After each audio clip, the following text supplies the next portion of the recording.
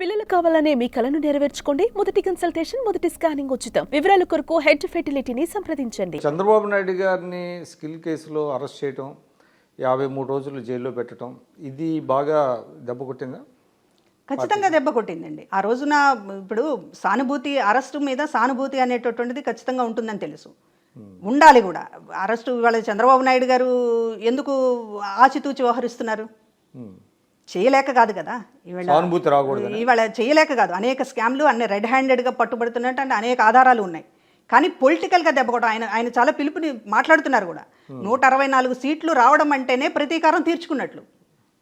ప్రతీకారం అని అంటే జైల్లో వేయటము, జైల్లో పెట్టడం, ఉరి తీయటము, లేకపోతే మొత్తం ఇంకా ఆస్తుల మీదకి వెళ్ళటము, ఇట్లాంటి పబ్లిక్లో కనబడేటటువంటి ప్రతీకారం అనేటటువంటి దానివల్ల రాజకీయంగా నష్టపోతున్నాం అనేటటువంటి అర్థమైంది కదా. ఇప్పుడు జగన్మోహన్ రెడ్డి గారు 5 ఏళ్ళు చేసింది అదే.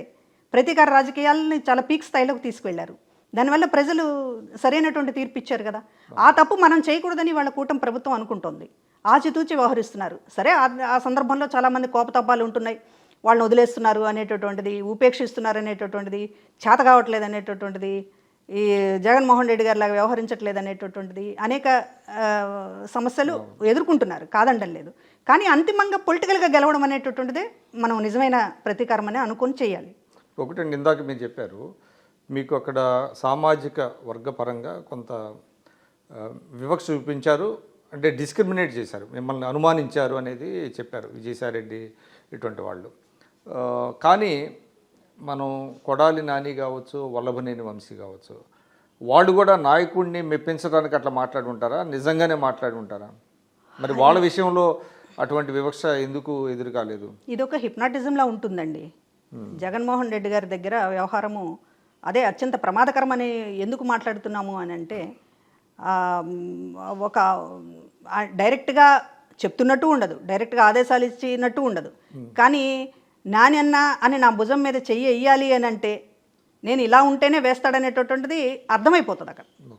నానన్న, పద్మమ్మ, లేకపోతే ఆ పిలుపులు ఏవైతే ఉన్నాయో ఆ లేబుల్స్ మనం ఎప్పుడు కూడా కాపాడుకోవాలి. స్కూల్ పిల్లలకి బ్యాడ్జీలు ఇస్తుంటారు. ఆ బ్యాడ్జీ పెట్టుకుని ఆ బ్యాడ్జీ నిలుపుకోవాలంటే ఆ సర్కిల్లో తిరుగుతూ ఉండాలి. అట్లాంటి ఒక వాతావరణం అక్కడ ఉంటుంది. దాన్ని ఏమి కాబట్టి తను పడిపోకూడదు, ఈ పొజిషన్ నుంచి పడిపోకూడదు. జగన్మోహన్ రెడ్డి గారు గుడ్ లుక్స్లో ఉండాలి అంటే నేను ఇట్లా మాట్లాడక తప్పదు, నేను ఇట్లా వ్యవహరించక తప్పదు అనేటటువంటి ఒక మెసేజ్ అది వెళ్తూనే ఉంటుంది నిరంతరం. సరే, ఆయన ఎంత చెప్పినా కూడా కొన్ని లిమిట్స్ ఉంటాయి కదా. లిమిట్స్ ఉండాలి. ఇప్పుడు కొంచెం అర్థమవుతుంది అందరికీ కూడా. లిమిట్స్ మెయింటైన్ చేస్తున్నారు ఇప్పుడు. ఒక ఈ ఓటమి తర్వాత, ఘోరమైన ఓటమి తర్వాత ఆప్షన్ ఏముంది? ఇంకా ఆప్షన్ లేకపోయినా కూడా నేను చెప్పాను కదా ఇంతకుముందు హార్ట్ఫుల్గా జగన్మోహన్ రెడ్డి గారి కోసం చేతులు కోసుకోవాలి, లేకపోతే మెళ్ళ కోసుకోవాలి అనుకునేటటువంటి కొంతమంది అయినా ఉన్నారు, నాయకుల స్థానంలో ఉన్నారు.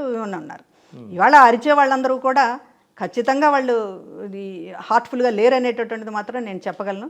ఎందుకంటే అనేక అనుభవాలు ఉన్నాయి, గుణపాఠాలు ఉన్నాయి. జగన్మోహన్ రెడ్డి గారి కోసం ఎంతకైనా పోయేది లేదు. ఇదంతా నటన జరుగుతుంది ఇప్పుడు. అంటే మీరు ఆ సమయంలో, అంటే వైసీపీలో ఉన్న టైంలో మీ సొంత సామాజిక వర్గం నుంచి మీకు కొంత వ్యతిరేకత బాగా వచ్చి ఉండాలి. అది అటువంటిది ఫేస్ చేశారా? చేసాము. ఎందుకంటే జగన్కి వెళ్ళినప్పుడు, లేకపోతే సోషల్ ఫంక్షన్లకు వెళ్ళినప్పుడు, ఆయన అధికారంలోకి వచ్చిన తర్వాత ప్రధానంగా ఈ సామాజిక వర్గాన్ని టార్గెట్ చేయడం మీద కొంచెం బాగా హట్ అయ్యారు అందరూ కూడా. అంటే ఇంతకుముందు పాలిటిక్స్లో సరే ఎవరికి నచ్చిన పార్టీలో వాళ్ళు ఉంటారు, ఎవరు ప్లేస్ని బట్టి వాళ్ళు ఉంటారు అనేటటువంటి దాంతో నాకు సంబంధించి పెద్దగా ఇబ్బంది పెట్టింది లేదు. కానీ ఎప్పుడైతే ఈయన ముఖ్యమంత్రి అయిన తర్వాత పర్టికులర్గా కమ్మ సామాజిక వర్గం అనేటటువంటి దాన్ని టార్గెట్ చేస్తూ సంబంధం లేని వాళ్ళని, తెలుగుదేశం పార్టీతో సంబంధం లేనటువంటి వాళ్ళని కూడా అనేక మందిని కేసుల్లో ఇరికించడం, ప్రాపర్టీస్ విషయంలో ఇబ్బంది పెట్టడం, భూముల విషయంలో ఇబ్బంది పెట్టడం. కమ్మ అంటే చాలు పోలీస్ స్టేషన్లో వాళ్ళ పరిస్థితి చాలా నరకంగా ఉన్నటువంటివి కూడా చాలా చూసాం. ఈ నేపథ్యంలో మాత్రం కొంచెం ఇప్పుడు జగన్మోహన్ రెడ్డి గారి వ్యతిరేకత, ఆయన మీద ఉన్న వ్యతిరేకత అంతా మేము కూడా ఫేస్ చేయాల్సి వస్తుంది. ఇవాళ బయటకు వచ్చినా ఆయన విమర్శిస్తున్నా కూడా జగన్మోహన్ రెడ్డి గారు చేసినటువంటి అరాచకం మీద ఆయన తరపున ఉన్నందుకు, ఆయన తరపున మాట్లాడినందుకు, ఆయన వెనక నిలబడినందుకు ఖచ్చితంగా ఇప్పుడు మేము కూడా లాస్ అవ్వాల్సి వస్తుంది, ఫేస్ చేయాల్సి వస్తుంది. ఏమి విమర్శలు వస్తున్నాయి మీ మీద ప్రధానంగా?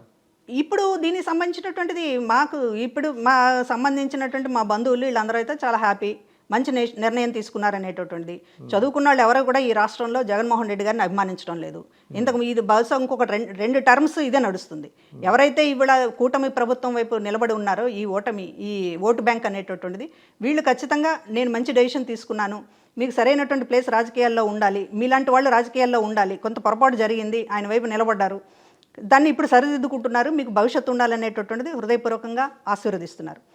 కానీ జగన్మోహన్ రెడ్డి గారికి ఏదైతే 40% ఓటు బ్యాంకు గతంలో ఉందో దానికి సంబంధించినటువంటి దాన్ని ఆ ప్రజలు అర్థం చేసుకోవడానికి సంబంధించి కొంత కూటమి ప్రభుత్వం ఎఫర్ట్ పెట్టాల్సినటువంటి అవసరం ఉంది.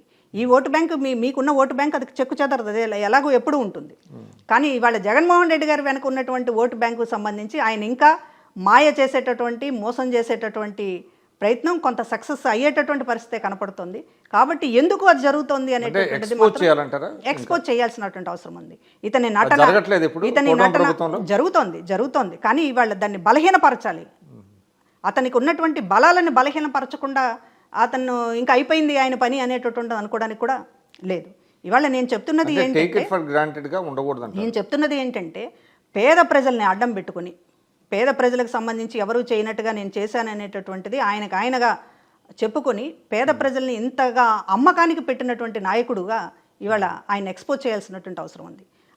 ఆయన అడ్డం పెట్టుకుని ప్రజలను అడ్డం పెట్టుకుని అధికారంలోకి వచ్చి వాళ్ళకి సంబంధించింది ఏదో కొంత చేస్తున్నాననేటటువంటి పేరుతోటి మొత్తం రాష్ట్రాన్ని దోపిడీ చేయడం అనేటటువంటి, ఈ స్థాయిలో దోపిడీ చేయడం, అవినీతి అనేటటువంటిది ఏ ప్రభుత్వంలోనైనా కొంతమంది ఆఫీసర్లు కావచ్చు, కొంతమంది కింది స్థాయి నాయకులు కావచ్చు, కొంత జరుగుతుంది.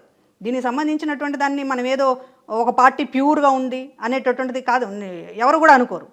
కానీ ఇంతగా ప్రజలను అడ్డం పెట్టుకుని దోపిడీ చేసేటటువంటి పరిస్థితిలోకి వచ్చిన తర్వాత ఎందుకు ఉపేక్షించాలి అనేటటువంటిది ఈరోజు మేమందరం కూడా ఆలోచిస్తున్నటువంటి విషయం. జగన్మోహన్ రెడ్డి గారు నాకు అన్యాయం చేశారు, లేకపోతే నాకు సంబంధించినటువంటి సరైనటువంటి స్థానంలో ఉంచలేదు అనేటటువంటిది అదొక రకమైనది, అది ఒక పార్ట్ మాత్రమే. దానికంటే కూడా ఎక్కువ ఆగ్రహం పేద ప్రజలను అడ్డం పెట్టుకున్నావు నువ్వు. పేద ప్రజలను అడ్డం పెట్టుకుని రాష్ట్రాన్ని మొత్తం కూడా దోపిడీకి ద్వారం తీసావు కనుక మాకు అత్యంత కోపం. అలాగే చంద్రబాబు నాయుడు గారి మీద మాకేం పర్సనల్గా ఉండదు. ఇప్పుడు మీరు అన్నారు 99లో అసలు ఆయన ఎప్పుడు కలిసింది లేదు. 1999లో ఒక గ్యాంగ్ రేప్ ఇన్సిడెంట్ మీద చంద్రబాబు నాయుడు గారిని కలిసాం. ఆ రోజు ముఖ్యమంత్రిగా ఉన్నప్పుడు మేము ఒక ఉమెన్ లీడర్స్ టీం 7 అప్పుడు రాజమండ్రి ఎమ్మెల్యే గోరెంట్ల బుచ్చయ్య చౌదరి గారి నాయకత్వంలో కలిసాం. ఎందుకు కలిసామంటే ఆ గ్యాంగ్ రేప్ ఇన్సిడెంట్ మీద ఆ నిందితుల్ని, మా ఉమెన్ లీడర్స్ని అందరినీ అరెస్ట్ చేసి ఒకే రోజు పోలీస్ స్టేషన్లో పెట్టారు ఒక రాత్రి అంతా. దాని మీద చాలా అసలు జిల్లా అంతా కూడా చాలా ఫైర్ అయింది. అసలు ఇది ఏమన్నా అర్థం ఉందా అని, అదే పోలీసుల పొరపాటు అది. అప్పుడే ఏబి వెంకటేశ్వరరావు గారు ఎస్పీగా వచ్చారు అక్కడ, ఆయన డిపార్ట్మెంట్ నుంచి సారీ చెప్పారు. అప్పుడు చంద్రబాబు నాయుడు గారి దగ్గరికి వెళ్ళి ఈ కేసు విషయంలో జరిగినటువంటి తీరు, ఈ డిపార్ట్మెంట్ వ్యవహరించినటువంటి తీరు దాని మీద కంప్లైంట్ చేసాం. ఆ రోజే చంద్రబాబు నాయుడు గారిని కలిసాం. ఆ తర్వాత మళ్ళీ ఈ మధ్య విజయవాడలో ఒకసారి హాస్పిటల్లో మళ్ళీ ఒక హాస్పిటల్ ఇన్సిడెంట్ కొంచెం మీకు ఎంబారసింగ్ గానే ఉంటుందా? ఎప్పటికైనా కొంచెం ఇబ్బందికరమైనటువంటి విషయం. ఆ రోజు జరిగినటువంటి సందర్భంగా మాట్లాడుతూ ఇటీవల అవసరమైతే ఆయనకి క్షమాపణ చెప్పడానికి సిద్ధంగా ఉన్నానని అన్నారు. ఖచ్చితంగా కలుస్తాను. క్షమాపణ చెప్పాల్సినటువంటి బాధ్యత అవసరం. రోజు ఏం జరిగిందంటే యాక్చువల్గా ఆ రోజు అంటే చంద్రబాబు నాయుడు గారు మధ్యాహ్నం వస్తారు అని చెప్పి తెలిసింది హాస్పిటల్కి. అంతకు ముందు రోజు నేను వెళ్ళడానికి ప్రయత్నం చేస్తే టెస్టులు అన్నీ జరుగుతున్నాయి అని చెప్పి ఇక్కడ డిపార్ట్మెంట్ హాస్పిటల్ సిబ్బంది కొంచెం టైం తీసుకోమని చెప్పారు. టెస్టులు జరుగుతున్నాయి, వెంటనే ఇప్పుడు మేము ఆమెను ప్రజెంట్ చేయలేము అనేది. సరే చంద్రబాబు నాయుడు గారు మధ్యాహ్నం వస్తున్నారు కదా అని నేను 11 గంటలకి హాస్పిటల్ దగ్గరికి వెళ్ళాను. వెళ్ళే టైంకి అక్కడ కొంచెం అదే టైంకి ఆయన రావటము, కొంచెం కాన్ఫరెన్సేషన్ జరిగింది. సరే అక్కడ ఉన్నటువంటి కొంచెం ఒక లీడరు కొంచెం నన్ను దూషించడం, చంద్రబాబు నాయుడు గారు కూడా నిర్గాంతపోయారు ఆ మాటకి. ఆయన కూడా ఒక నాయకుడు అనుకోండి, ఒక మాజీ ఎమ్మెల్యే కొంచెం బాగానే, అంటే బహుశా ఆగ్రహము, నేను కరెక్ట్గా టైంలో నేను ఉన్నాననేటటువంటి దాంతో పట్టుదప్పి కొంచెం తిట్టారు. ఆయన కూడా ఆయన చంద్రబాబు నాయుడు గారి ఎక్స్ప్రెషన్ అయిందో లేదో నాకు తెలియదు, అయిందో లేదో గుర్తులేదు నాకు. ఖచ్చితంగా అయి ఉంటుంది, మొత్తం ఇది కూడా వచ్చి ఉంటుంది కదా. లేదు ఇప్పటికే. ఆ తర్వాత నాకు ఆయన తిట్టగానే చంద్రబాబు నాయుడు గారి ఎక్స్ప్రెషన్ నాకు ఇంకా గుర్తుంది. ఆయన కూడా నిర్గాంతపోయారు, ఏంటి ఇట్లా మాట్లాడుతున్నాడు అనేటటువంటిది. సరే ఆ సందర్భంలో కొంచెం నేను కూడా సరే అంతకుముందు పొలిటికల్గా నేను చంద్రబాబు నాయుడు గారిని ఏం అనడం లేదు అనేటటువంటిది ఒక ప్రెషర్ పార్టీలో ఉండడం. దీంతో సరే ఆయన ఎలాగో మహిళా కమిషన్ చైర్పర్సన్గా నేను వ్యక్తిగతంగా నా గొప్ప లేకపోతే నా గౌరవం అనేటటువంటిది అది అది పెద్ద ఇంపార్టెంట్ కాదు. చైర్కి గౌరవం ఇవ్వాలి కదా, అట్లా తిట్టడం ఏంటి అనేటటువంటి దాంతో ఏదో ఇచ్చాము, దానికి సంబంధించినటువంటి వివరణ ఇవ్వాలనేటటువంటి పద్ధతిలో అడిగాము.